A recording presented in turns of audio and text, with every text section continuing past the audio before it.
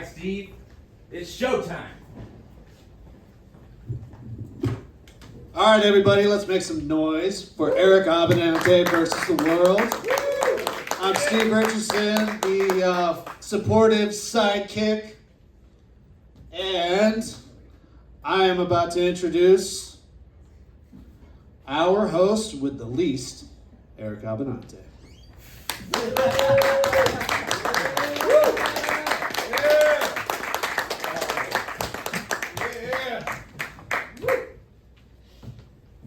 Thank you all so much, Green Goddess, Denton. This is Eric Abbenante versus the world. Thank you. Oh my goodness, this is a political comedy show. And this is my dream, okay? This is my dream. And the way this show works is I will only apologize if I didn't offend you, okay? I will come to you after the show and I will apologize for that. That's the only reason. And I am going to hit both sides tonight. All comers, okay? No one is safe. It's Eric Abbenante versus the world. Thank you. Like I said, my name is Eric Abbenante, comedian, documentarian, news producer.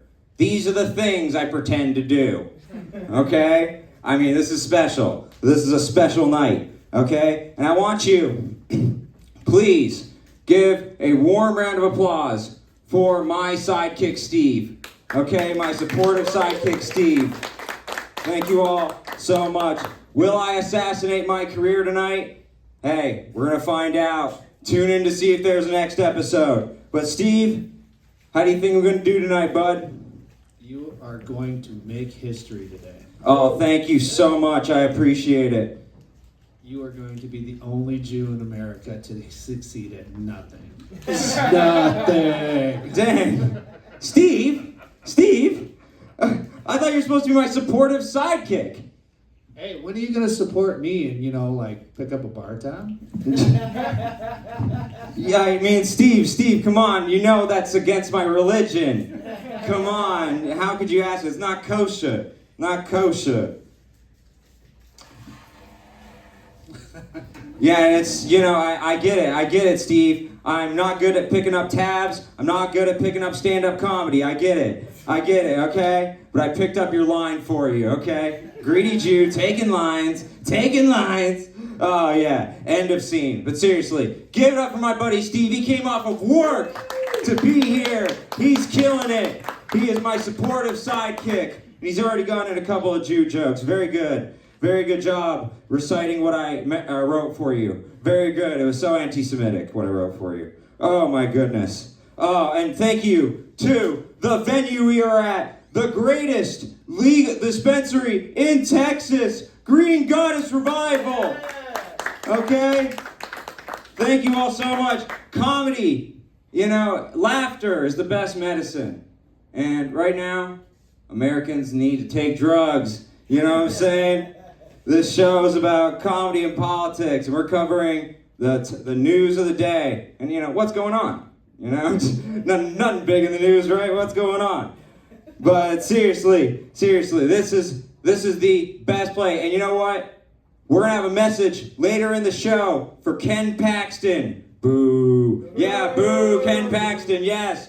He follows me on X. Okay, he follows me, and we're having a message for him later. He's gonna see this. He actually follows me. This isn't a bit. I have 140K on X. You know what I'm saying? These guys, there may be a couple people here. There's 140,000 you're gonna be in front of. Okay, and you guys are gonna kill it tonight. And it's totally not a high stakes situation at all. I brought you in on a good week. Okay, I brought you in on a really good week to talk about the news.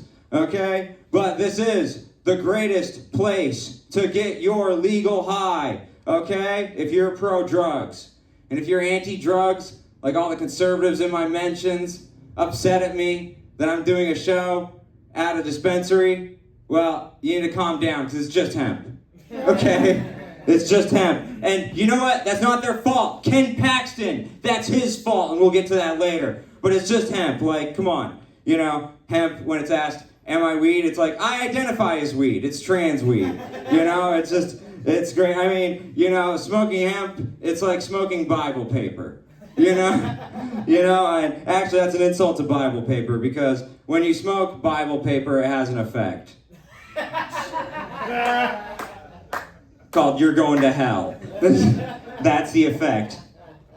It's crazy. These people in my mentions getting mad at me for performing at a legal dispensary that only sells hemp. It's like if you got upset at me for performing at a bar that only sells O'Douls. Okay? It's like, what are you doing? What are you doing? But yes, this is the first episode. The first episode of Eric Abbenante versus the world. Thank you. Thank you all so much. I didn't even have to edit that in. Though I did edit some stuff in already. So many laughs. The chick who showed her tits. I edited it a lot, but that was real. That was real. But this is the first show of Eric Abbenante versus the world. First show. Could be my last. And I'm not superstitious, but I've been told that you don't want to be a pilot flying your first plane on the weekend of 9/11. Okay? Which is why I memorized this script right here. This was last week's show. Okay? Could do this in my sleep. Top to bottom. Had it done. Okay? And then I get a call from Steve over here. The following is a reenactment. No Jews were harmed in the making of this reenactment. Yo, Eric. Sidekick, what are you doing calling me? I'm a big-time news producer. I have the finger on the pulse of American politics. What are you doing, Sidekick? Charlie Kirk's been shot. Oh my god, that's so terrible. My script. You selfish asshole. My script has been shot. Oh no! My script! What are you saying, Sidekick? Why is this about you? Because this is always about me! And it needs to be about me! Why can't it be about me? And so what happened to Charlie Kirk? Good news, he's in critical but stable condition. Oh my god. Anyways, here's the script. This is a bunch of racial slurs. We're saying the same thing, Steve! So he's in stable but critical condition. Oh, I can put my script back together. Oh, it's still alive. Oh, thank you, Jesus. Hold on, Trump's making an announcement. Oh, God. Charlie Kirk is dead. Oh, no. Oh, no. My script. This is a tragic day for me and only me. What a piece of shit.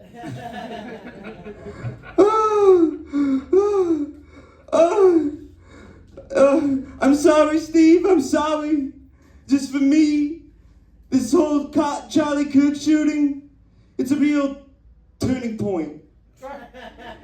Too soon, motherfucker. That was my line. You should not be working, you should be listening to my script, okay? Why didn't you study more? I don't care that you have kids. And like a real job. Oh, that's nice. You don't have a job making YouTube videos. Oh my God. Anyways, so that reenactment totally happened, right? Totally happened. Thank you. But, so, the issue with all this, look, I'm brave for even talking about this, okay, Steve? I'm really brave. I'm feeling it over here. Yeah, no, I'm like a hero. Okay, no, I really am for talking about Charlie Kirk because there are people right now have been fired for talking about this subject. Now let's joke about it. Yeah, it's an absolutely great idea to joke about it. All right, so the first casualty of the Charlie Kirk commentary. The first casualty was on MSNBC. Matthew Dowd. Matthew Dowd, as soon as it happened, he was commenting. It was, something like, because Charlie Kirk had said bad words. Hey, I'm editing you out of this, okay? The whole show, no, just that part. No, but Charlie, he's basically saying as it was happening that Charlie Kirk had said, bad things, and that he had put that out into the ether, and then the bad vibes, man, that's like the crime for, that he was, the crime of wrongdoing and, the crime of wrongthink, and, then he got fired. Then he got fired after that, which is great. Matthew Dowd, ironically, he put bad words out into the ether, and then he assassinated his own career. Oh, it's a real shame. A real shame. These libs, they're cheering at death. It was really, I know it wasn't all of them, but that was the majority. And they're cheering it over a gun control notion, because he had said some statement about gun control. And I found it ironic that they were cheering on his death from a gun control notion, because they had to use a gun to win the debate. That's not how gun control works. Gun control isn't controlling the gun as you're staring down the sight of the rifle. Okay, that's not what gun control is. This is the issue. Again, I'm making fun of both sides tonight, don't you worry. But this is my issue with liberals. Like, they love diversity until you get to diversity of opinion. And then a person with divergent opinion says the opinion, and then, they must be publicly executed in the town square for the crime of having a divergent opinion. Anyway, so the second almost casualty was Katie Tur, same channel. She said that we don't know who shot Charlie Kirk. It could have been a conservative cheering and accidentally shooting him. I don't know, but I'm going to take a shot in the dark. And that is something we should be saying. By the way, all right, Steve, really quick, ground rules for tonight. Things I can't say, okay? Things I can't say. Take your shot. Can't say that tonight. Going for the jugular. Oh, you're groaning. No, I agree. That's why I can't say it. Okay? And of course, can't say killed it. Nope. Can't say I killed it. Yes, I know I can never say that. I know. I get it. But yes. So Katie Tur, yeah, she was the second one, second casualty. Then a third person came on MSNBC and said the last two people, they made inappropriate comments, and they have been reprimanded, and Dowd has been fired. And she really should just come on and said, breaking news, we already fucked up this story twice. It's just incredible. Oh my God, absolutely incredible. But, you know what? And yes, there were some unhinged takes on the right, okay? And I know, my friends on the right, emotions are high, but we still said some wacky stuff, and we need to go over it right now, okay?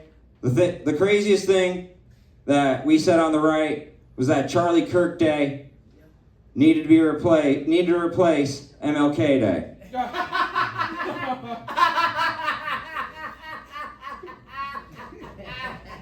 What? Yes, Charlie Kirk Day, which doesn't exist yet, needs to replace Martin Luther King Day. This is a serious suggestion. First of all, what do they have to do with each other? At all. One just happened in September. The other one's in February. Like, what are we talking about? What is the relationship?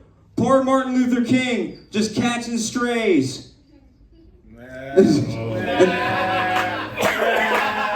And you know what? That was the problem the first time. You know what, Steve? Add catching strays to the list. Alright. Not talking about the racial slurs list, okay? Talking about the other list. Okay? Okay, but yeah, I mean, Charlie Kirk Day instead of Martin Luther King Day. It just makes no sense. It really doesn't.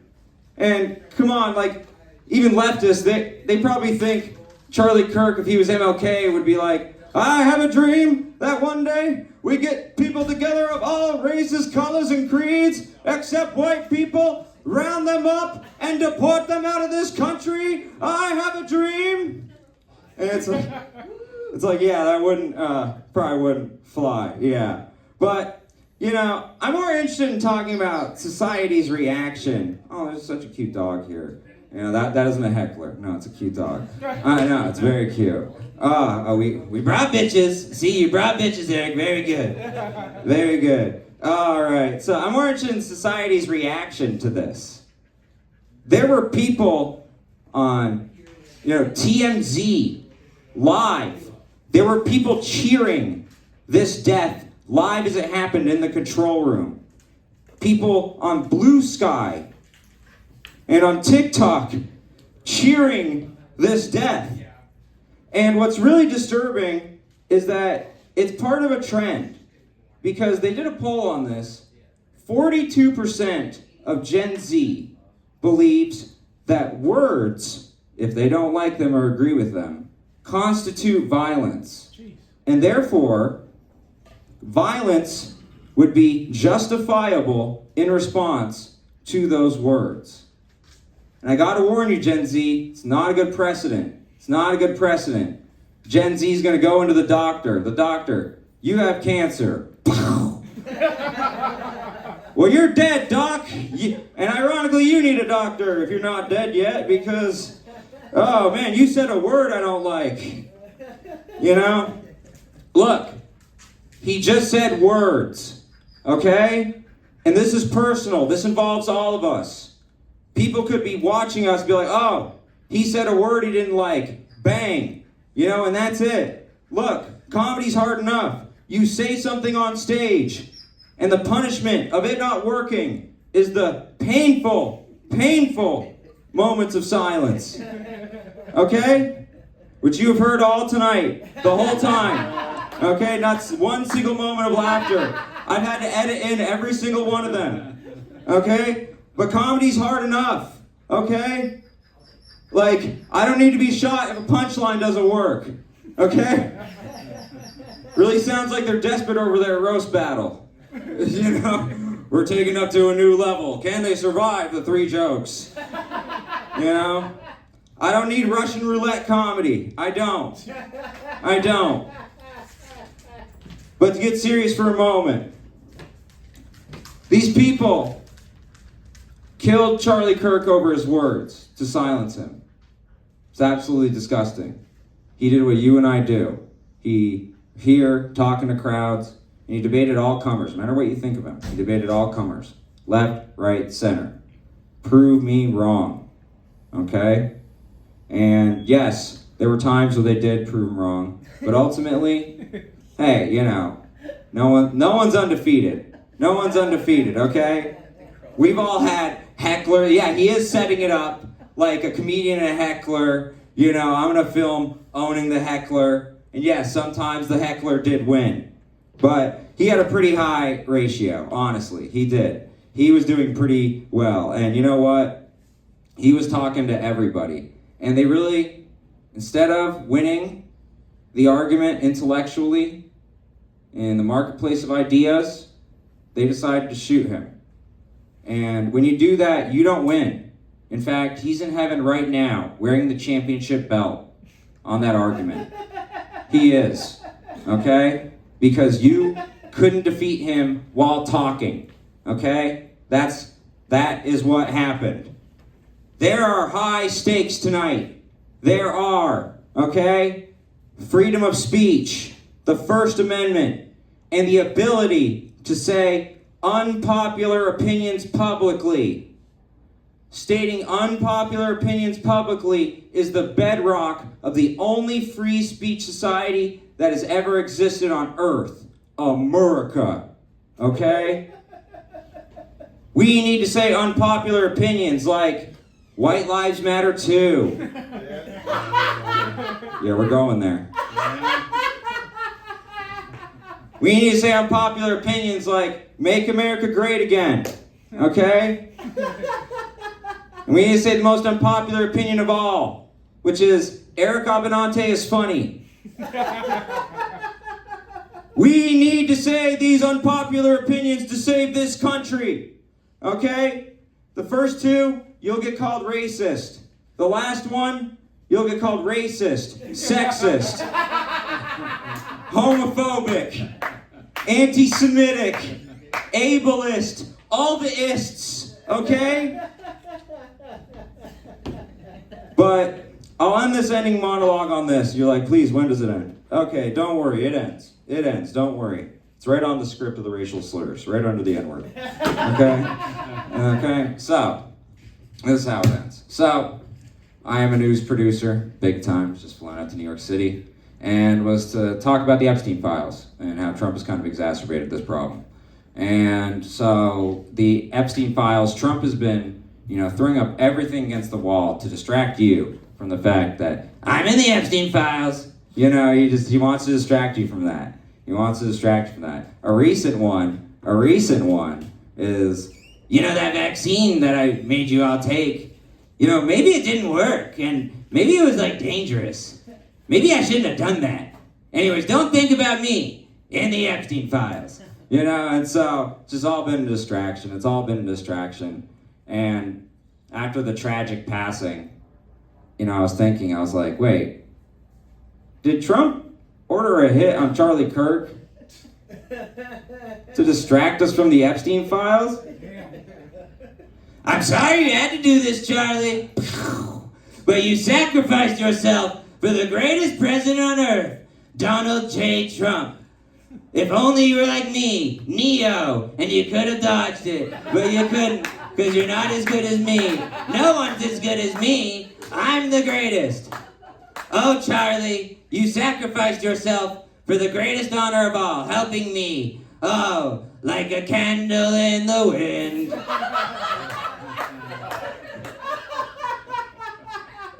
You're something, something, something. Anyways, I don't remember this guy. Yeah, it's just like, it's really scary because, they did ask him about Charlie Kirk and afterward, and he's like, yeah, it's that. Anyways, trucks. We got these cool trucks coming out. I mean, it's just amazing. I think we're going to put solar panels on truck nuts. And it's just like, okay, I will say, I give Trump credit. He did say something nice as it happened. And I was worried. I really was. I was worried that he was going to say something like, this is really tragic, but look on the bright side. Look on the bright side. From this assassination of Charlie Kirk, I can finally tell the difference between him and Steven Crowder. Thank God. Would always get those two mixed up. Now I can say, Steven, he's the alive one. He's the alive one. Should have been you, Steven. Should have been both of you, honestly. That would have really distracted people from me being in the Epstein files. Do you like my theory, Steve? Do I sound crazy? You sound, what's the word? Dare I say paranoid? I'm not paranoid, Steve. I just feel like the whole world's against me right now, It's just like it's Eric Abbenante versus the world.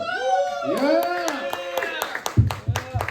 We actually got through it. We have a beautiful show tonight. Oh my God, we have the best open mic host in Dallas here. We have the best open mic host in Dallas. We have Rudy Ramzy. Okay? We have Sean Linebaugh. Okay? We have Joshua Brimhall. You fuckers aren't even cheering for yourself. This is sad. Oh my God. Are you ashamed to be here after this? Oh my God. We have Rafael Ramirez. And we have the host of Green Goddess on Tuesdays. This establishment. We have Jeremy Wilson here. Okay? We have a great show, and I did these comedians a solid. Hooked them up this week, okay? I did them a solid. They're gonna do 5 minutes up here, and they're gonna be amazing, and then they're gonna do panel. And you know what? To lighten the mood, we're not just gonna talk about Charlie Kirk.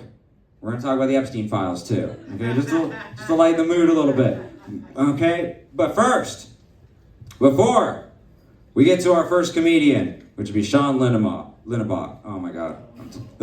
The tongue is rattled. Okay, before I get to the first comedian, Sean Linebaugh, we have our first recurring segment here on Eric Abbenante vs. the World. Oh, it's so exciting. Steve, you're a plumber. So, because you're a plumber, I thought every single week, we're going to go over who is the most full of shit person in politics. Who is the most constipated? Who is the most backed up? Who needs to be unclogged by Steven Richardson? Oh, jeez. You know, it's plumbing, not colonics. Whatever, okay. See, you go around plunging buttholes all day, okay? That's what you do. That's what I think you do, at least. I'm Jewish. That's what I assume plumbers do. Anyways, okay. Steve, who is the most full of shit person in politics this week? Today, it is Kash Patel. Oh.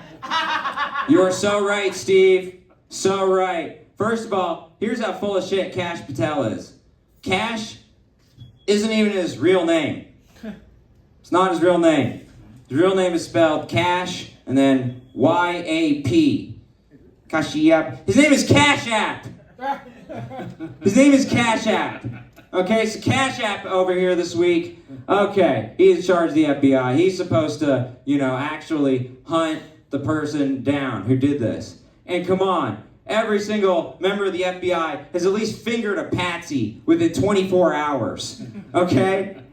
He's the most unprecedentedly incompetent, failure in the history of the FBI.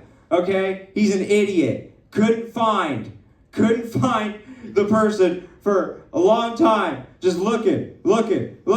And, the only thing that happened was he announced, okay, we finally got somebody. This is great. All right, Kash Patel announced, we've caught and released 2 people. Caught and released. Is this fishing? Are you on a boat, sir? Because if you're not on a boat, that means you fucked up twice. Okay? That means you screwed up. That means you got the wrong person twice. Okay. So at that point, MSNBC should have come on again and said, breaking news, the Trump administration has already fucked this case up twice.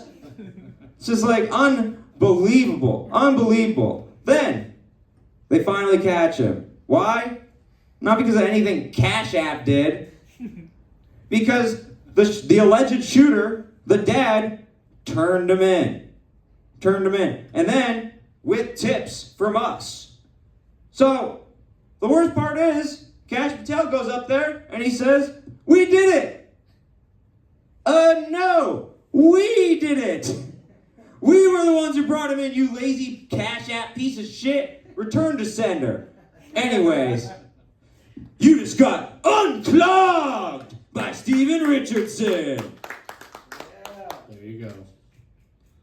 I don't know about this, man. Is this going to work at all? No, it worked out great. Keep drinking that beer. Get into it, Sidekick. Sidekick? You actually, just for that comment, you owe interest. It's so disgusting. Okay. So, we're about to bring on the comedians now, okay?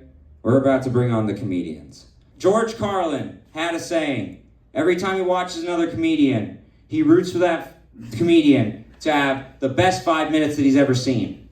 That is what tonight is all about. We are rooting for these comedians to have the best 5 minutes that you've ever seen. Okay? And they're going to be amazing. They're all going to rise to the clarion call of doing comedy in this time when we need comedy. So please, really quick, give it a round for all your comedians tonight. Thank you all so much.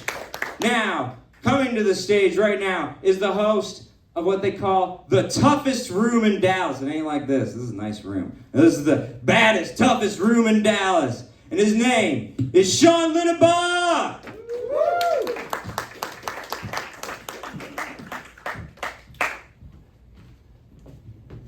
Man, Eric running around over there, it's kind of like how his people were lost in the desert for 40 years.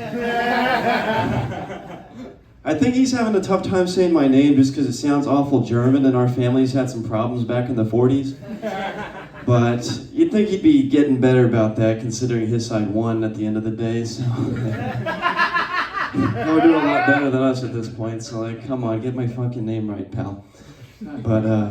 But thank you, I'm so honored to be the first one to be on Eric Abbenante versus the World. That best 5 minutes is going to be, hopefully, but a lot of pressure, guys. No, I'm just kidding, but I do appreciate being the first one. Thank you, Eric, and to his sidekick. I already forgot his name, he's just a sidekick. So, I'm just kidding. My feelings are hurt. I'm sorry, pal. I'll have Eric make the weather nice for you tomorrow, whatever you want. He'll do it. Yeah, speaking of what Jewish people do, I've been recently realizing that gentrification is really causing a lot of problems for a lot of people. Yeah, I've got a buddy, he's like a big Mexican dude, he used to sell cocaine, he has like a teardrop tattoo, but he's like out of it now. Like he kind of got out the trenches, he's doing better in life, like he's making a little bit of money now, he's got a pretty white girlfriend, like life's going pretty well for him. Except, I was talking to him like a week or two ago, he's like, hey man, I've been freaking loving the WNBA lately. Like, I've been to a few games recently, like, he starts telling me all the stats and shit, he's just like, no, Caitlin Clark isn't actually even the best, like, it's this other, like, okay. I don't really care about this, pal, like, that's cool, you like that, whatever. But last night, I asked him to come watch the Canelo Alvarez fight with me, you know, like, big Mexican dude, he loves boxing, he's like, actually, buddy, I don't really like boxing anymore. It's like, oh my god. Gentrification is what making everybody gay. So we're sending him out to the conversion camps tomorrow. So hopefully he'll be out on the streets. So maybe you can buy some cocaine from him and help him get back on his real feet. Yeah. So, well, a little thing about me though, I've got a real big head. I got little feet. So I'm kind of like top heavy and a little like wobbly. I'm about as stable as the North Tower on 9/11. I thought it was real funny that Eric said that this is his dream to do this show, whenever really I thought that his people's dream was in September of 2001. Yeah. So I've been dating a little bit recently, and that's been cool. Like, everybody says how hard it is, but for men it's kind of neat. Like, whoever invented the idea that you're not supposed to talk about politics or religion on your first date, that guy was the freaking homie. Because, like, I don't have to tell this girl anything about me until, like, a few dates in. Like, I brought this girl home the other night. You know, I'm getting things going and whatnot. And then I was like, sorry, baby, I'm Catholic. I can't wear protection. Yeah, nice. And then she got pregnant, and then I said, sorry, I can't pay for this abortion. I actually voted against Roe v. Wade. So then she was like, can you at least pay some child support? And I said, I just tweeted something super anti-Semitic the other day. I'm out of work now. So it's real nice. And then she's like, well, can you at least be a part of his life? Well, do you actually want a white supremacist in your kid's life? I'm just kidding about that one, guys. I'm not a real white supremacist. The other parts were true, kinda. Yeah, I was out with this other girl another night, though. She had a little red dress on, some red lipstick. She was looking gorgeous. I said, damn, girl, you dressing like this for me, baby? She goes, actually, I dress for other women. I like the female gaze better. I'm just here for you. I was like, okay, well, guess what, bitch?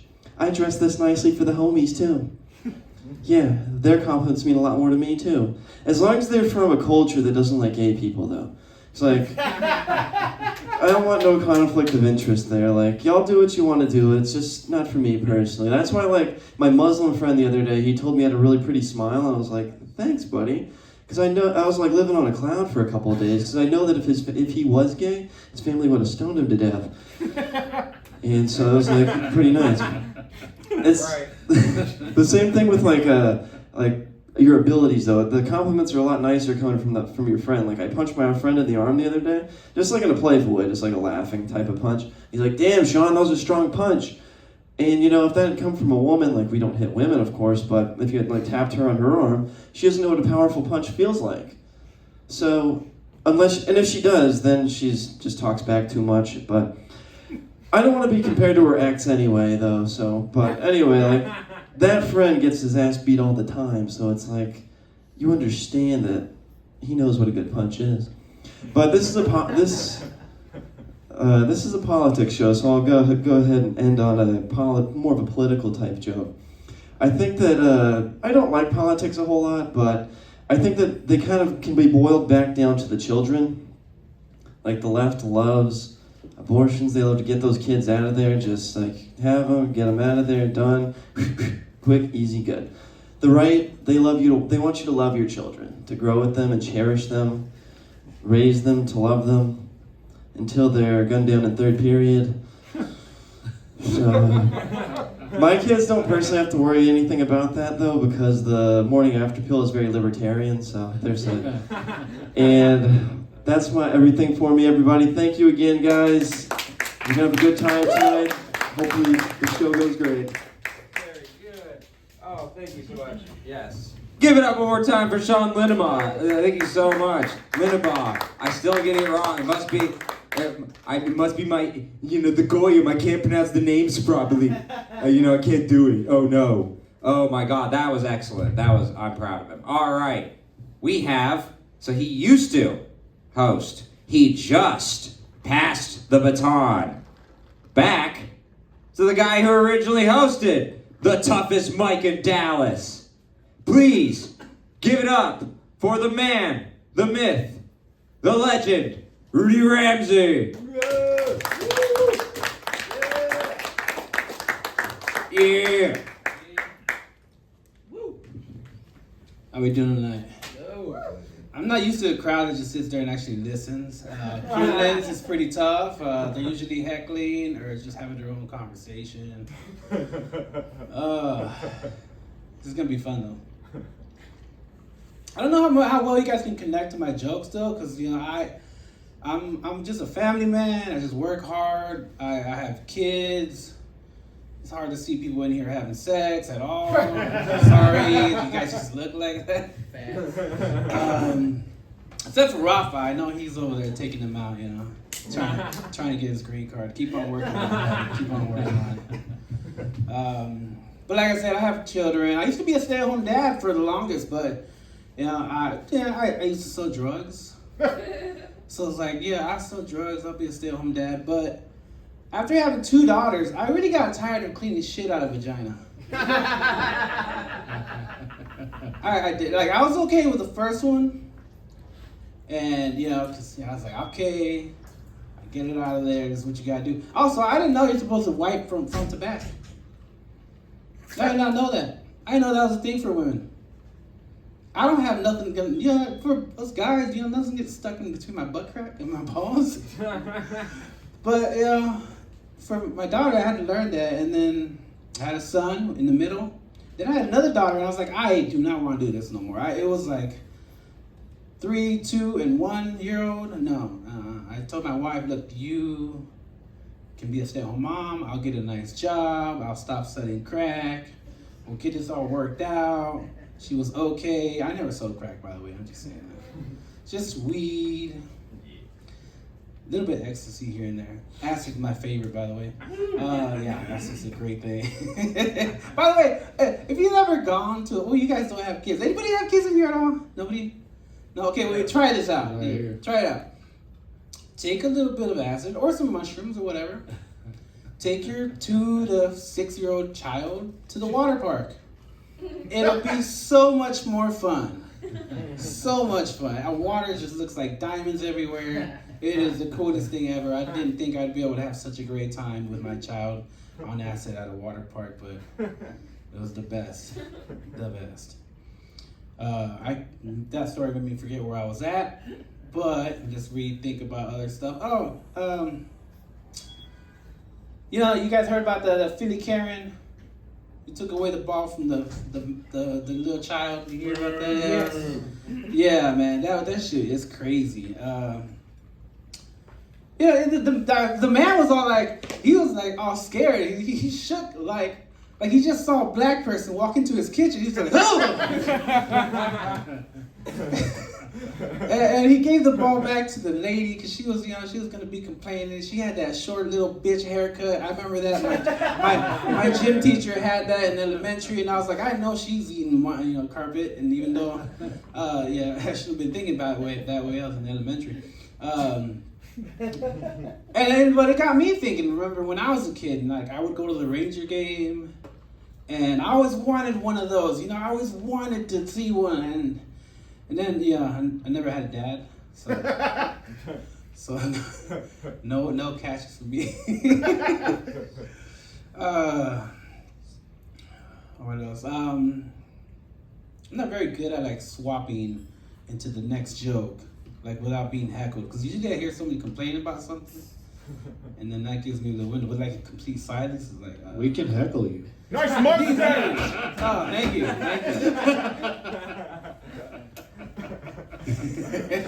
Who else doesn't have a dad? Yeah, everybody else. Nah. You guys all look like you have great families, great loving parents. You're all happy and cheerful.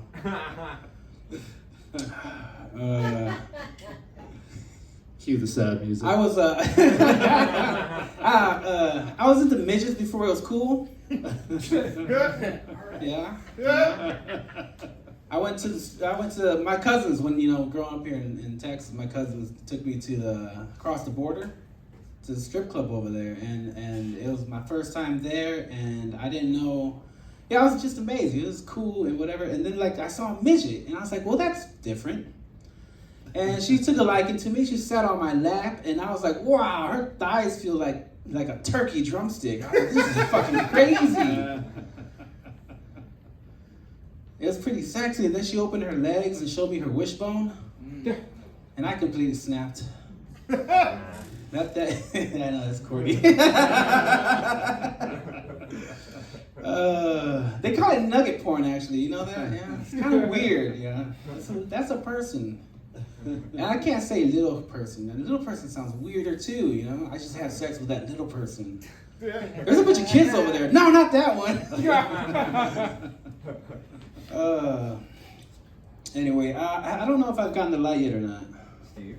Yeah, okay, well then there we go. That's my time. Thank you. Sorry I didn't recognize it. Thank you guys. Thank you, venue.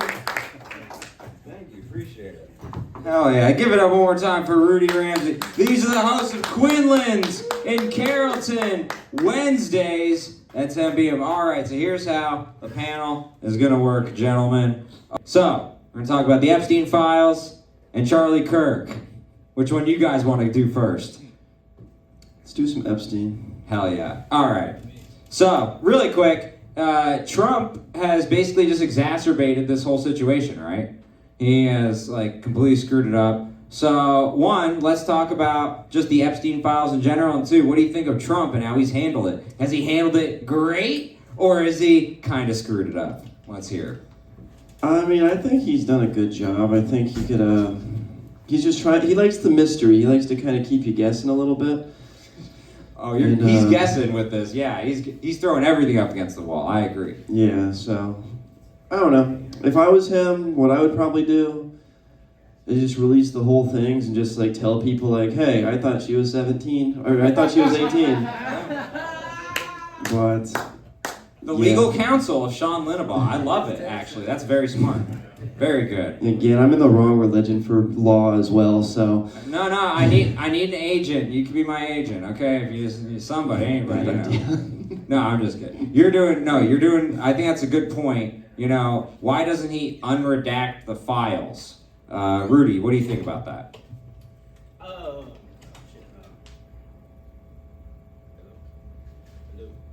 Get the other mic for now. Yeah.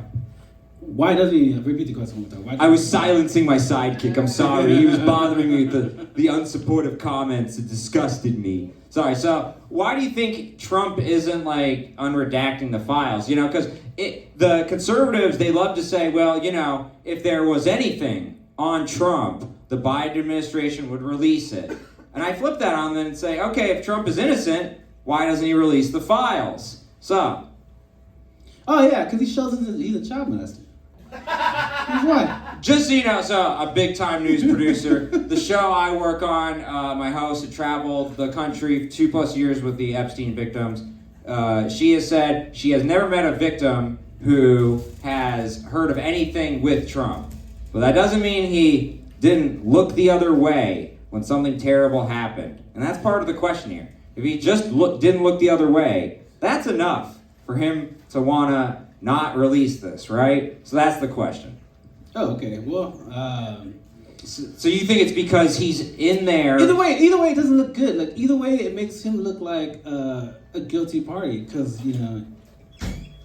Yeah, I don't want to have a friend that's a child molester and be like, oh, he's still doing it, and that's his business, and that's my pal right there. Yeah, like yeah. That's just fucking. It's gonna show that he knew about it. He didn't tell nobody about it. And instead, he probably gave the guy money, and he probably supported the thing. I mean, I don't know if he gave the guy chicks or not, but they were tight. They were tight, and actually, the relationship soured. Not because that he claims it's because he found out about what Epstein did. No, it soured over a real estate deal. I wanted that house in Florida, and that dirty Jeffrey Epstein wanting the same house. Disgusting. That's a line you don't cross. Okay, that's the real crime. So that was really what it was. So, do you think that, there's ever a chance that we will see what's in those files, or it's going to be like JFK, where they say, 75 years, literally, this is what the courts say, 75 years after everyone who's dead is involved, then we'll release it. So, do you think we'll never see it? Yeah, I was about to bring up the JFK files as well. I think it will kind of go in a drawer next to it. Yeah. And, probably gonna just go like that way. I think it's wishful thinking to think we'll ever get anything. It's probably never gonna happen.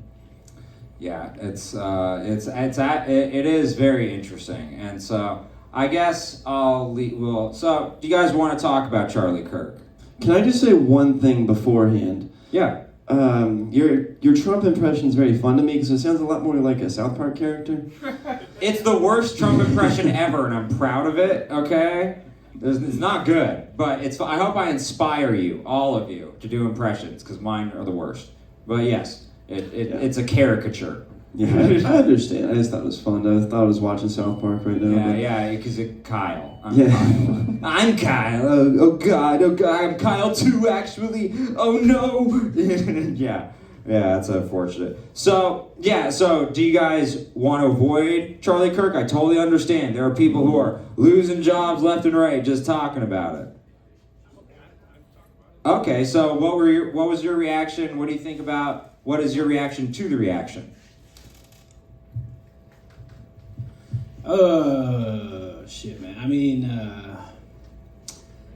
to me, it's just another dead white guy. I'm sorry. So you don't see it like a free speech issue, for instance? I mean, there's always been issues like that. It's not like this is the first time in America that somebody got shot over them talking. So I don't know why we're acting like it's like the biggest thing and like it's never happened. Well, okay, so let's be clear. Martin Luther King, who was shot over talking, and that actually is true, we found out, shot allegedly, for the censors, by the FBI. In fact, when Martin Luther King was shot, this is from another FBI person, okay, I witnessed that when Martin Luther King was shot that day, there were people jumping up and down going, yes, we finally got that N-word, yes! So, look, shot for talking, not by the public. If this was the public, this is kind of new. The only thing it really gets into is Salman Rushdie. Do any of you know Salman Rushdie? Salman Rushdie, yes, that sounds really good. He wrote a book on Islam. He's Muslim. And he would do public speaking, and he actually got crowds. I'm not, but he actually got crowds. He was great. He didn't have the beautiful people like you, because trust me, let's hear about this. Okay, he had people came up on stage and stabbed him in the eye one day because of his controversial opinions, right? So this is really, as far as harming someone for opinions, that wasn't our intelligence agencies, a political assassination. I would dare say this is pretty unprecedented. Do you have any examples that you that would counter mine? Because I totally would love to hear it. Let me see. JFK was shot. That's intelligence agencies. I mean, come on, you know. And we'll get into this in the ending monologue. Don't you worry. But an accusation of a foreign intelligence agency as well. Okay, so zero chance it was Lee Harvey Oswald. Are you kidding me? Anyway, so yeah, I'm gonna go through this in the ending monologue. But JFK, RFK, MLK, Medgar Evers, and Malcolm X, all lone gunman situation. And we found out later, 3-letter agencies, right? So there really isn't. Yeah. You know, point. yeah. So you don't see this as like a free. You're not scared as like someone who talks on stage. Like look, I'm not saying he's funny. Like, calm down. Yeah. I'm saying like he talked to people like left, right, and center. It's very related to what we do. You aren't worried that like you're killing it, you're on a college tour, you got a big crowd in front of you. You aren't worried about this, like, oh, you said the wrong thing. You're wiping shit out of the vagina joke. It really pissed me off. A bang. You aren't worried about that? I gotta be honest, I am for the No, I don't think I'm ramifications. worried about that at all. Oh, okay. No, I don't think it scares me at all. I don't know if because of how I grew up or whatever, but like, I guess violence has always been a part of my life. So I don't know. It's just I don't feel like anybody would really want to take me out for the retarded words I say. But I mean, let's take this step. Let's do like a logical game here, right? Like take someone on the left, Hassan Piker, just as equally objectionable, controversial. Would I want any one of the J6ers to shoot him? Hell no, right? I would be really upset. So you aren't like concerned about the precedent this is setting, right? Of like, and I'm not remove left or right. I'm just talking about dude got shot over words, right? People got upset over his words. He did not commit a crime. Even Luigi Mangione, let's think about it. Even Luigi Mangione, it's an indirect crime of harming people, but it's still like somewhat, you kind of understand it's somewhat direct. This is completely indirect. He's talking. This isn't Hitler with war crimes. This isn't a burglar or rapist doing direct, crime, and people understand killing them. This is a guy talking. You aren't worried? In that point, I mean, Hitler was talking at one point too, just talking. So, well, I mean, no, I'm not worried, man. The just talking wasn't the issue. I'm not worried. Wish he would have painted, by the way. God, great paintings. Oh man, I mean, I gotta be honest, like, really good painter. We really screwed that up. Whoever didn't let him into art school, you blew it for everybody. Anyways. Yeah. Oh, my bad.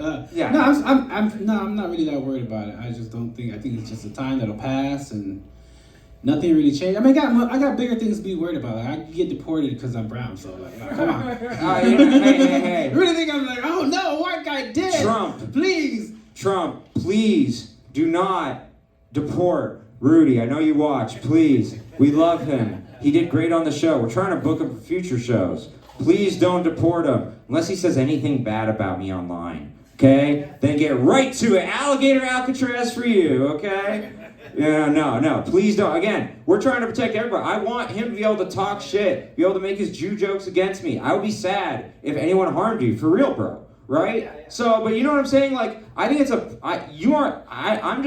a little more scared about the precedent. There's a powder keg. Like, you aren't worried about the J6ers coming and like storming your shit stage and like harming you in response. It's emotional time right now. No. Okay, you're just. I have kids that I worry about, and I gotta make sure that they stay alive every day. I guess I just have bigger things to worry about at the moment. Okay, so you're not worried about J6ers coming after your kids or anything. No. So there is a thing in the news that, then I'll get to you, Sean, but there's a thing in the news that they're going to attack the HBCUs, right? What do you think? Like, J6 are going to attack HBCUs. Like, what do you think about that? Well, so I do think that, like, obviously, to kind of go off the freedom of speech, obviously that's always a horrible thing, and, like, to try to, like, rather than shutting it down with, like, laws and stuff, you do assassinations, and that can be every bit as bad as, like, the cancel culture of the last few years and everything. But also, I think that was a relatively moderate voice, and then it could kind of swing the other way, where now right-wing extreme type of people are trying to attack HBCUs or whatever the case may be, where they're going to kind of like, oh, you killed our guy, so now I'm going to go freaking 2 steps to the right of him and I'm going to do something. Damn, that was really poignant and well said. He should be hosting this show, not me. Very good. Very good, actually. All right. You know, I think that was a sweet note. We're going to leave it on that. One more thing. Since I talk over you like a dirty Jew. And this man has given me so much time. Please, really quick, thank him for his generosity for me. I know you're like, you should be banned. No, this is a good person. So I do also think that one of the issues with that happening, though, is maybe, and like, I thought it was kind of disgusting how many left-wing people are like, oh, I'm glad he's dead because he's a fascist or whatever the case may be.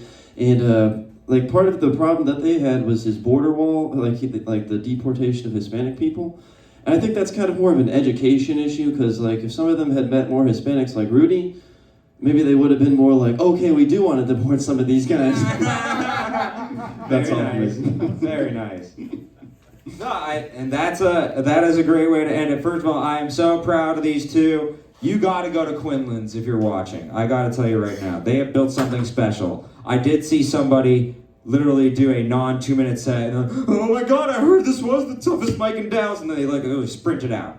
They sprinted out of the room. But it's a great place. You got to check it out. Quinlan's. And one more time, give it up for Sean Linebaugh and Rudy Ramzy, the hosts of Quinlan's in Carrollton, Wednesday nights, 10 p.m. All right.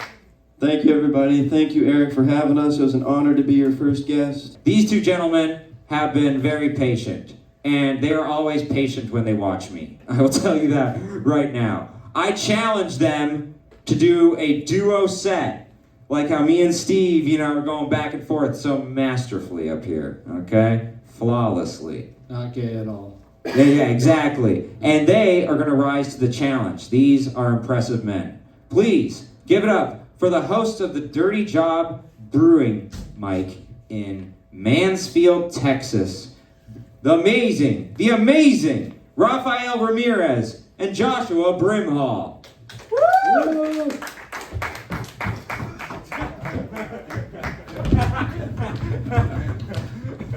Got it. How we doing tonight, Denton? Yeah. Hell yeah. It's wild they even let Eric perform here. I figured I would have chased him out with pitchforks by now. Oh, man. So, yeah, this is our first time doing like a duo set. And most of you, everyone knows that Eric's Jewish. But, yeah, what? But I'm super grateful he invited me, having such a big following and everything. And so, but once I accepted, he became the most stereotypical Jew ever.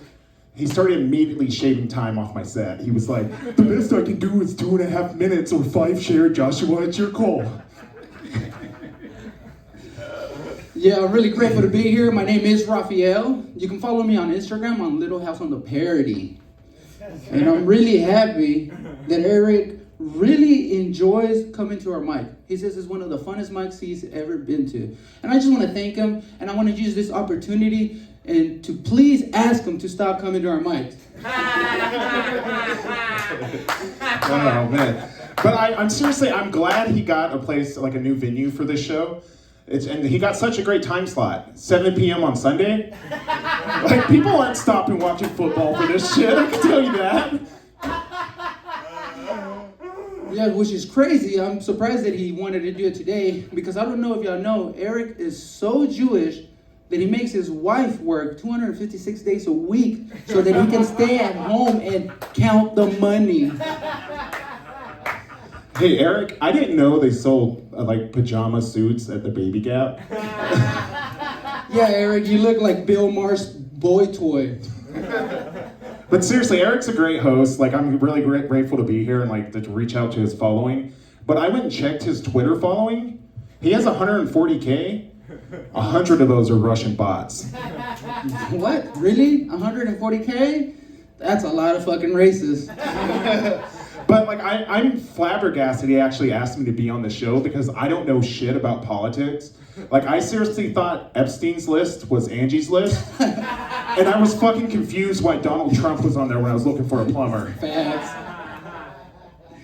Yeah, Eric is so cheap. He thanked us for accepting to be on his show, and then sent us a Cash App request for $20. Man, like, I don't know, like, speaking of like politics and everything, like, I think it's horrible having to choose between the two main parties, because like, if I could vote, I wouldn't want to decide between fucking kids or blowing them up. Like, fuck, what are the libertarians up to? Like, oh, they killed Harambe, fuck those guys. Fuck those guys. Yeah, and I just want to come out and tell you, we do support the expansion of Israel into Gaza, because we really need to get this juice out of here. I mean, the way it's going, Eric's gonna end up in El Salvador. Like, Facts. Yeah, thank you guys very much.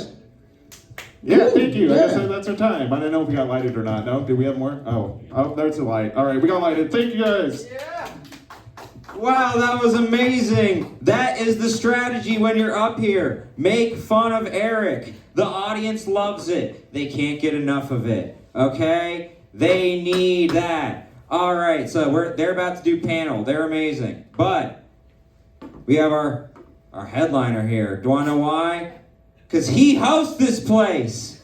He hosts this place.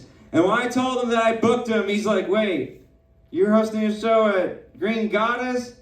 Yeah, this dirty Jew usurped it. Yes, that's what happened. That's why you don't let Jews into your country, folks. Right there. That's why you don't do it. Anyways, all these hosts are the best. And this man is one of them. I'm astonished every time I come here about the vibe he builds in this room. It is incredible. Please give it up for the impeccable, the amazing Jeremy Wilson!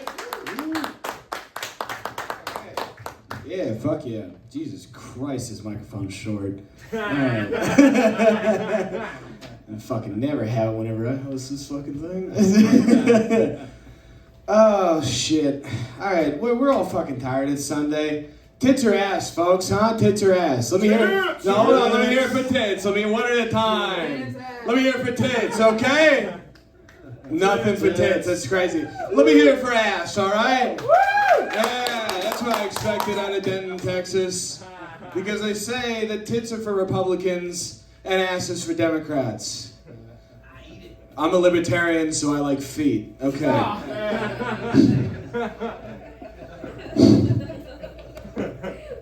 I got this girlfriend, and from a libertarian perspective, it's great.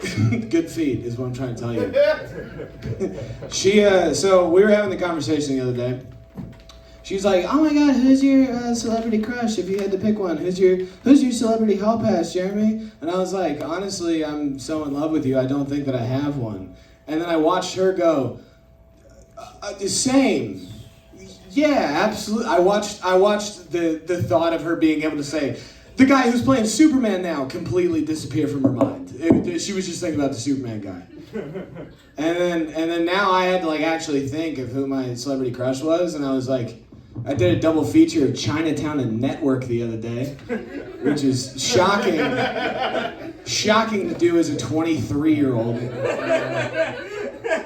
And so I was like, oh fuck, Faye Dunaway. Like I love Faye. Faye Dunaway is a hot lady. I text this to her, and she's like, oh. And I was like, what does that mean, Faye? What is that? And she's like, well, Faye Dunaway is like a gay icon. And I was like, is it? Okay, I didn't know that. Is that like a problem? And she's like, well, like I knew you weren't like 100%. The fuck is that, dude? All right. No, but okay. So if we're gonna talk, because this is a political show, folks. We're doing political stuff. This is the one thing politically I want to talk about.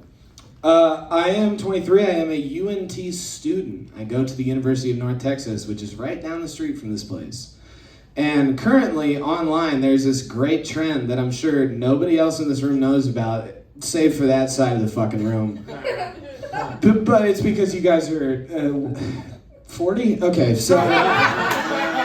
fuck you. So there's this trend that's going around at UNT, right? There's this guy, he's called the UNT Piss Bandit. Yeah, I know this guy. I actually know this guy. I don't believe you. I follow him on TikTok. Okay, yeah. The more you defend it, the more it sounds real. I went to his birthday party, I swear.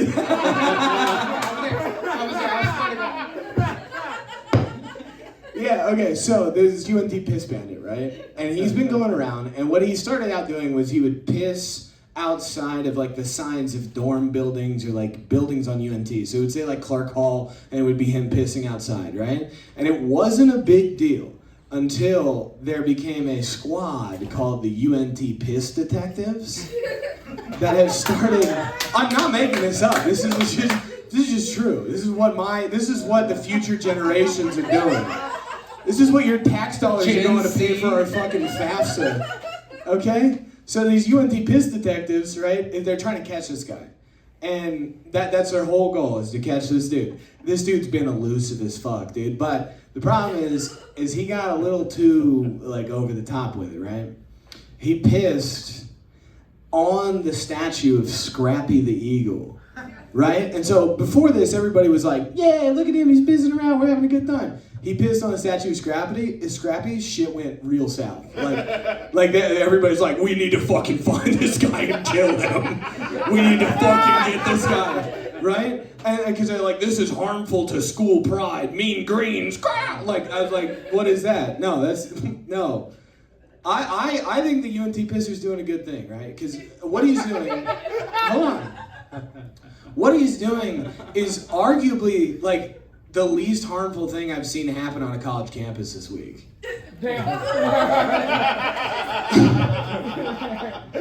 It's not hurting anybody. Shit. All right. There's one more thing that I did want to talk about, because this is a political show. And this was also one of the other topics that was brought up. Okay, so on this like proposed Epstein list that came out, right? One of the guys was who's that asshole? David Copperfield, the magician, right? And like at a certain point, because some of the other names, like Chris Tucker was there, right? Chris Tucker was like famously there, and then was like, I was only there for the golf, and I'm like, all right, like, okay, Chris Tucker, right? But like David Copperfield, I kind of believe him. He's a Las Vegas residency magician. He was probably hired for some fucking birthday parties. Nothing wrong with that. I don't think he was, I'm not saying that like Epstein was a great guy, but I'm saying like he surely was like, let's get the best magician in the world. You guys have been through enough this year. Right? No, it's okay. But that's the thing though, it's like I don't believe David Copperfield would be the magician to like diddle kids, right? I genuinely don't believe that. Dude, Chris Angel's right there.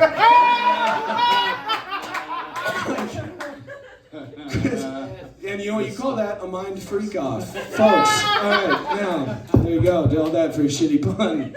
Okay. Alright, the last thing I'll say about Epstein, I probably have to leave it on this, I'm assuming. Another person that was listed on Epstein's Island was Stephen Hawking. Woo! Right?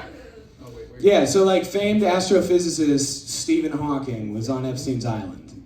And that's fine. Again, it was fine until Twitter, for some reason, started running the narrative, and I don't disbelieve them, that he wasn't banging children. He wasn't doing that. But he was making little people do calculus naked. That's a true thing. That's a thing I read on Twitter, so it has to be true. He was making little people do calculus naked. I was going like, your partial derivative is incorrect. Like, you know? I just want you guys to sit with that for the rest of the night. Wasn't really a punchline, I just want you to just think about the fact that bounce on it, but not after you get it wrong. That's what I want you to think about. Alright, anyway, thank you guys. Thank you fucking Eric. This has been a great time. Yeah, fuck yeah. Alright, take it easy, folks. Give it up for the King of Green Goddess one more time, Jeremy Wilson. And give it up for the hosts of Dirty Job, Joshua Brimhall and Rafael Ramirez. Oh man, really quick. So, you know, we're talking about heavy stuff. I should get into light stuff. So you're talking about the Piss Bandit. I'm fascinated. Oh, by the way, I had a seat for you. I'm like, that's my seat. No, I honored you so much. No, I'm kidding. No, Steve, like this is your seat. It's okay, I like this. It's cool. I can't sit in any of the seats because I'm so short. My legs always dangle. You know, if I'm in any seat, you know, it's not a good move. And these guys are sitting, and they're still taller than me. It's really sad. It's really sad. So you're talking about the piss bandit. Yes. There's actually a butt sniffing bandit. Have you heard about this? There's a real Is thing. that on the island? There's a real thing. And Eric and him have never been seen in the same room at the same time.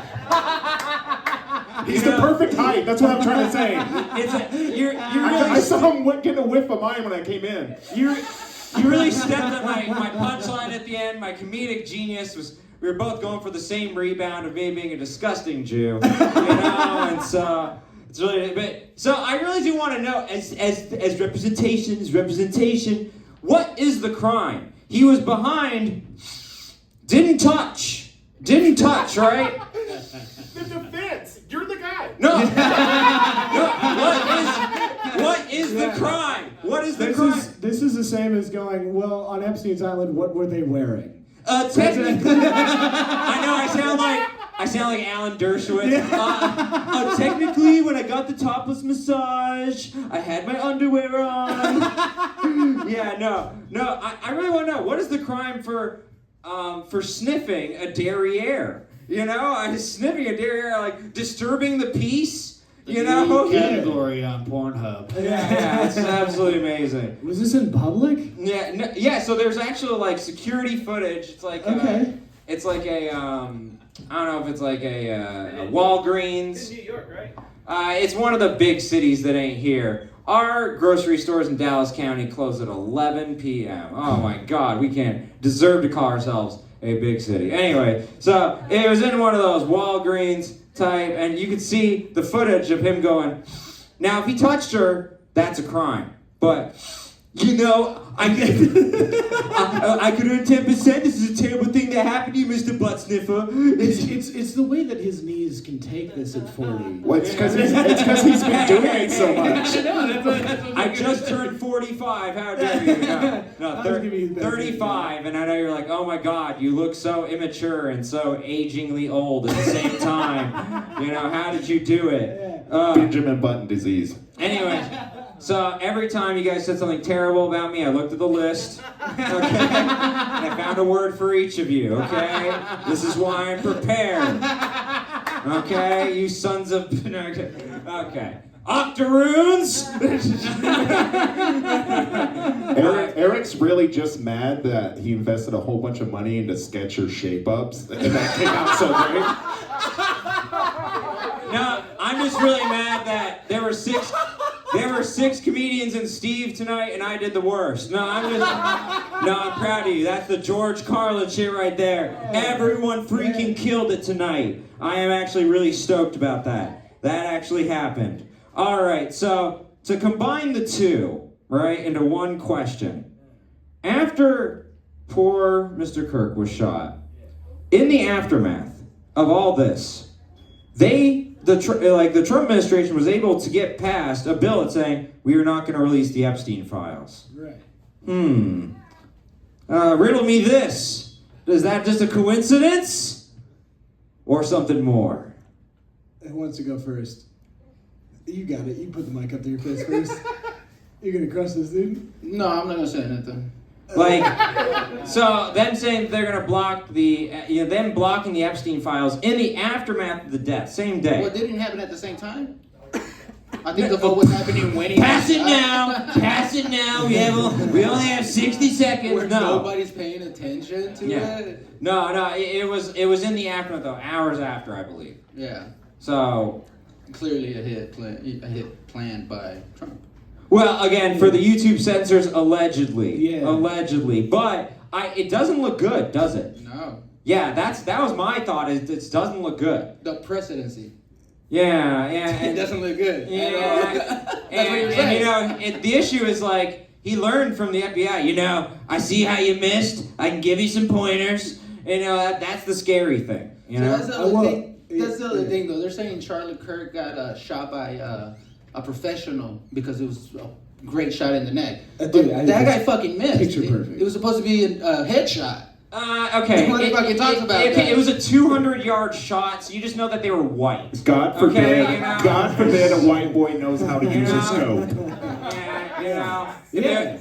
If it was within a very short distance, there's so many races. But at that distance, let's be honest. If I could it was a say- Steve type or a Jeremy type. If I could say, the most concerning part of it is now, I wouldn't even call them the Republican Party, the MAGAs. That is true. Now they have a martyr. They have a 100%. martyr on their hands, right? Which is only concerning, right? Because what is Trump gonna do? Is he's gonna completely blow it out of the water and make it because it's like finally we have a martyr and we're so excited. We are. You should Thank host God! the show, too. I cannot believe it. He was the first one to announce that Charlie Kirk died. It wasn't like dude. Wikipedia was late. Well, okay. I guess you bring up a great point. Yeah. He was not the first one to announce it. Who was? Me, Benjamin Netanyahu. Netanyahu, yeah, I got which it isn't any better. 25 minutes before. Yeah. I was able to get it, and it's not because, I was doing logic. It was because, he owed us money, and we Yeah. wanted to make sure we collected the money first. Yeah. Netanyahu, which, first of all, not surprised at all that he would have hit that first. He would have been like, I don't know who did it, but oh, fuck, did I post that first? Oh, shit. That would have been his first thought. It was in It's like, drafts. oh, Oh, no. fuck. Oh, shit. I should I have didn't- waited. Yeah, you're 100% right on that. Yeah. Nailed that. When did Modest Yahoo get into politics? Ba-da-da-da. Oh, yeah. Yeah. He was able to, become the leader of Israel, and then, Yeah. orchestrate October 7th. I've always said it. It was an inside job. Oh, wow. Yeah. Don't one-up me. I'm too sorry, quick. I'm sorry. I gotta ban you from the show. You can actually do comedy, and you can do a Trump impression. God. Yeah. I'm like a no titty chick next to like Scarlett Johansson here, and I can't have you. The whole problem is She has ass, bro. Yeah, that's true. But She has don't- everything. don't That's you- the I point. mean, I wouldn't call those titties. She's almost as beautiful as my wife, who's on the road right now. Okay? I love you, sweetie. I love you so much. Please, don't get mad at the Scarlett Johansson joke. I love you so much. Anyways. No, don't you miss whenever all he was doing that was scary was working at McDonald's to prove a point?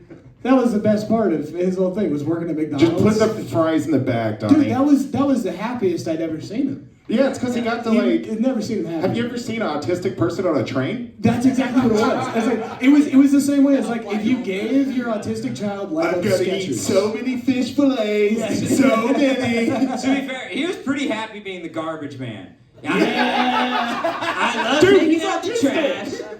I love Yeah. I love trust. The way that their horn goes, wow. Yeah, and then he got into McDonald's, just their wonderful fries, the golden, just like Trump Tower. I can't believe it, these guys, they wonderful fries. Yeah.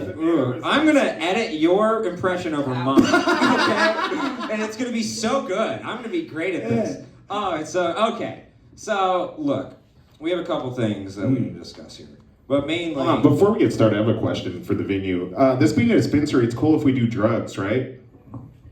In what I'm gonna way? assume that yes. So As long as there's no needles? Okay. Yeah.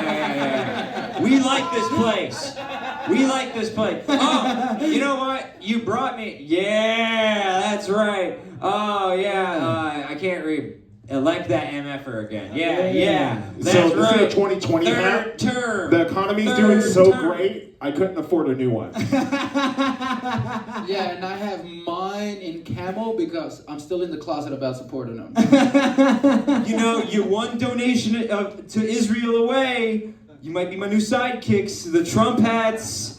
They're sucking up to me. I Why love does he it. keep calling himself Israel? One more donation.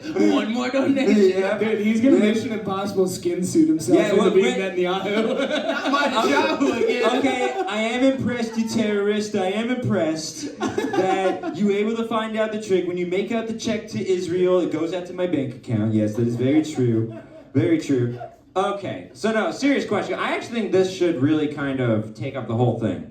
What did you guys think of Rudy? And I like just picking on, I'm actually curious, I think it's a good jumping off point. What did you think of Rudy saying, I'm not that worried about it? Are you kind of with him or? So I think you haven't grown up in Texas all your life because one of your friends haven't shot at you accidentally. That's why Rudy doesn't care. He's a true Texan. He doesn't give a fuck about being shot at. It's happened to loved ones of ours. Our loved ones has taken shots at us. This is Texas, goddammit. Taking shots is on the list, okay? Yeah. Right on this list. Right next to Gook. Right next to, you're not supposed to say these things. Yeah. Terrible. No, okay. I accidentally shot at is like random happenstance. That's America. Okay, no, but we're talking over words. That is not American. Saying, your words angered me, I'm gonna shoot. I know it happened in Texas. Reach for the sky. I challenge you to a duel. But there's a duel challenge. It's like, it's a little different. I don't know. Okay, so my serious take on the whole, like, Charlie Kirk being shot thing. I love it. It's like, the way I see it is it's this born and raised conservative who took those values to college and then decided to apply them to the left. That's the way I feel about it. Like, I mean, I know people are out there saying he was brainwashed in 8 months being out of school, but like Utah State, like that's Republican. Like they voted to keep guns on campuses. It's the same reason they were complaining not having their bags checked on the way in. And it's like, you guys voted for this, like. Just so you know, it was Utah Valley University. That's what it was. My bad, I missed So, yeah. Utah Valley University, I'm from Utah. I went to University of Utah. Go Utes. Utah Valley University is where you go when you don't get into BYU. Okay? It's BYU Junior. So it's a bunch of people who couldn't make it into BYU. That's that actually is the popular, mostly Mormon, but that's the general pop. It is conservative, but what you guys wouldn't know about Utah, one of the highest per capita gay communities in the country because of the repression. We actually, again, one of the biggest gay pride parades is in Utah. You would know that. Oh yeah, it's just me. Okay, just on my knees. Okay. I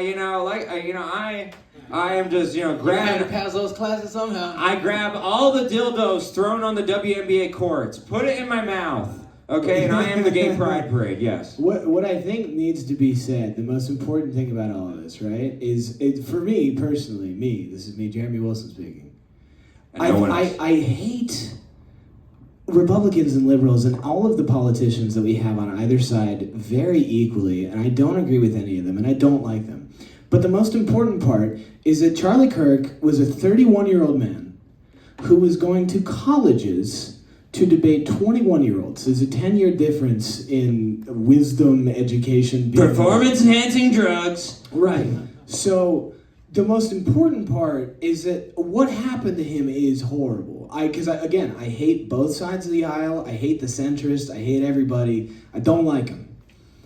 But he's a dork, right? Is that wrong to say? I should disclose. So he follows me on X. Did. No. He'll always follow me. It's over. And I might as well unfollow him and be like, oh, he's so desperate. He wanted me to follow him, but I never would. No, what happened was he would steal my content online, my viral clips, and then he would steal them and then monetize himself and then not credit for that me. So I publicly. Yeah, it's called the internet. Yeah, I know. But when you're Jewish and that happens. Yeah, I'm Jewish, so I was able to publicly shame him, sue him, get sexual blackmail on him. Okay? All the things we culturally do. Too late. Yeah. Now, what do you think? Very successful. No. Okay, so, in the end, you guys aren't worried about the precedent. I will say, 10-year difference, I don't know him very well. I know he started at 17. So, he didn't start 31, right? He started their age. So, that's my one rebuttal to that. Right, but then he kept hitting them. He was doing the Matthew McConaughey, the older I get, they stay the same age. He was exactly doing that. That's an easy target.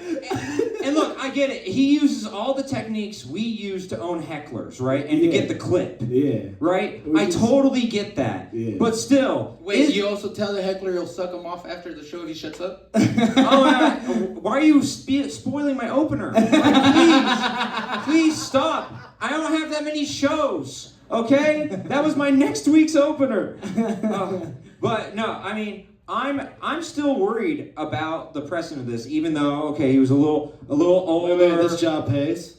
Well, yeah, an actual paying job. You know, I wouldn't know what that's like. You know, but no, I'm still concerned about this. Like, it's still words, right? He got shot over words, and for them to be triggered, right? I'm kind of worried about the generation. That's why I mentioned Gen Z in the opening monologue. You keep saying words, but some of his speeches were full of hate. Like him talking about hate speech, immigrants, him talking about black people, the way he talked about black pilots, the way he talked about Americans that contradicted him. He wanted them deported. Okay, American citizens. How is he going to deport American citizens? Well, now I have to take a portion of my ending monologue. So, 1979, Skokie, Illinois. Neo-Nazis were allowed to march in Skokie, Illinois on free speech purposes. Jews fought for their right to march based on free speech principles. Now, did we razz them as they were doing it? Of course, it's America. We roasted the hell out of them, goddamn Nazis. But hate speech, they didn't die. Those were neo-Nazis saying that Jews are inferior and that they should be killed. They were allowed to use that hate speech. And then Jews were allowed to counter them. 1979, Skokie, Illinois. This is a famous thing. Fucking Illinois. 1979? You fucking kidding me? That is the... this is the shit that pisses me off. 1979. They always bring the past. It's not the same. I'm just glad the Blues Brothers fixed that shit. Am I right? Yeah. What scares me though is we're regressing. We're going back for sure. They were more in tune with the First Amendment. They were able to speak more freely, more safely than we are able to. That is a very big concern here. Yeah. I understand because I think just again as somebody who hates both sides, this is the thing. Damn right. This is the thing that bothered me about the whole thing, right? Is okay. At what point do you think it's worth it to kill somebody who might not say things that you agree with, right? But he was a talking head occasionally on Fox News. He wasn't anybody that was in charge of anything. And if it was somebody that was in charge of something, I would at least understand where that comes from. This was just somebody who has a fucking talk show that occasionally hosts Ben Shapiro, where he goes, by the way, the day before he got shot, he was like, Ben, don't you think that it's like maybe we're not seeing everything that Israel's doing? Yeah. And then Ben was like, I don't know why you would say that, and I have to make a couple phone calls. And that's exactly the way that he behaved. But like, I don't understand why you would shoot a talking head instead of somebody that actually is in charge of making. Because they didn't like his narrative changing. You just said it right there. Because he was supporting Israel, and then when he goes back, they're like, fuck that, we don't need that. Yeah. Well, and what we're talking about here is an environment of fear. All right, you terrorize a dissenting opinion, you silence those people, then who's going to be brave enough to speak again? Yeah, everybody is brave enough to speak again because we have still, for some reason, the anonymity of the internet. I'm not saying that's a bad thing, but anybody can still speak. The whole thing of being scared, of being able to speak, and being fearful of being shot when you're speaking,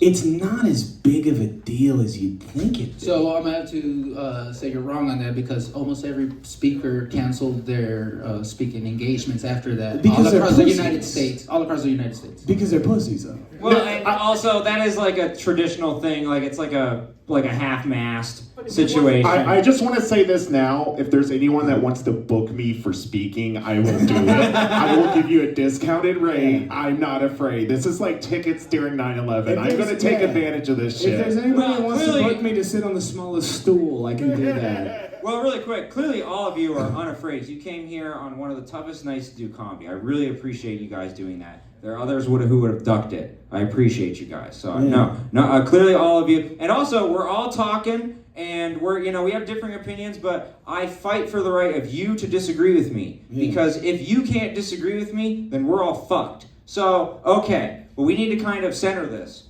Like, okay, so you guys you don't think this at all has changed the temperature of the nation. I'm going to say really quick, I have friends on the right. I have never heard them this upset. Ever. Not even after 2020, not after Jason. What about Christmas? They were pissed about Christmas, bro. Starbucks really got them, dude. Somebody said, why they kill Jesus? We're bringing Christmas back. Everyone can say Merry Christmas. Taking away Christmas. What about Cracker Barrel? Well, okay, Cracker Barrel, they were trying That to affected cancel everyone, not just the Republicans. I get that there's a little boy who cried wolf. That is not unfair. But I'm saying I have heard these are people who I know for a long time crying to me. You can't do Charlie Kirk jokes. It is so offensive. How dare you even go on stage tonight? Then they're exactly like the people that they tried to make fun of in 2016. Okay, Yeah, snowflakes. If I can say this thing, because Charlie Kirk was a huge advocate for your First Amendment right. So people telling me that I can't joke about his death, you're contradicting what he was fighting for. What are you telling me? I can't talk about what he was fighting for us for? The most important part is it gonna be funny? Is if there's no way for it to be funny and you're just gonna go, hey, this guy died, what an asshole. Like, I mean, even the bullet casings, the inscribing of the bullet casings are fucking hilarious. I'm sorry. Yeah. Putting on a bullet casing, notices bulge, woo, what's this? My That's favorite hilarious. was when the FBI guy, the fucker read it on national TV. If you read this, you're gay. Yeah. He sighed beforehand. He looked down, he was like, kind of get shit on. if you read this, you I'm are not saying gay. what happened was good. I'm not saying what happened was good, but kind of at the same time, get shit on it just a little bit. Well, and that's fine. I am disturbed by the trend of the Gen Z shooters decorating their guns and bullets like it's Fortnite. Okay, you don't God, need you extra didn't grow skin. up in Texas. Like, this is a common occurrence in Texas. Like, okay. Have you not played Call of Duty? You get all the skins, bro. No, you get all the different skins. And if anything, if you're going to compare decorating guns to Fortnite or Call of Duty, all that does point to is what do you have to be able to decorate your guns with in Call of Duty or Fortnite? You need money. Mm-hmm. Right? And all that is at the end of the day is good old-fashioned capitalism, folks. Am I right? Yeah, that's right. Yeah. That's goddamn right. No, I am actually still a little concerned about the temperature. And I know you're saying, oh, this is what happens every day. Like, Look, look, this has been happening, so it's just I think will. of it being so hot already. I will grant you that, like, there was a shooting on that day that got overshadowed. There was 24 shootings that day. Well, no. Across the United States, there was 24 shootings that day. There was a major... There was almost 25 because I'm about to blow my own fucking brains. Yeah, remember when it... You're going to be this was a real fun upset show. about that, Eric. This was a fun show. All right, we're going to end it here on this. So you guys are not concerned? No. Not at all? No. Think it's not a big deal. Well, take that, my conservative friends. Quit crying, you snowflake. According to this panel, they really think it's not a big deal. You know what? Who cares if someone died on national TV in HD and we saw it like millions of times? No, we didn't say that. You know, rub some dirt in it, you pussies. Whoa. What we said Make it a was, politician make sure next it's time. funny.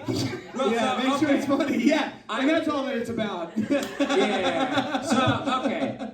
Very good, guys. No, so I will say this. If you guys noticed, Charlie Kirk wasn't the butt of the joke tonight, right? If you made jokes about Charlie Kirk, he wasn't the butt of the joke.